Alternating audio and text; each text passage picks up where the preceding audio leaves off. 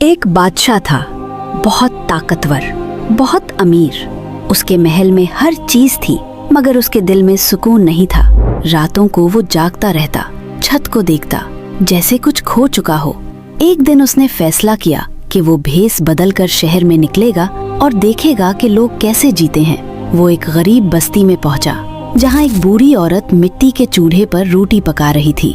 उसके पास कुछ नहीं था, मगर उसके चेहरे पर सुकून था। बादशाह ने हैरान होकर पूछा, तुम्हारे पास कुछ भी नहीं, फिर भी तुम इतनी मुतमईन क्यों हो?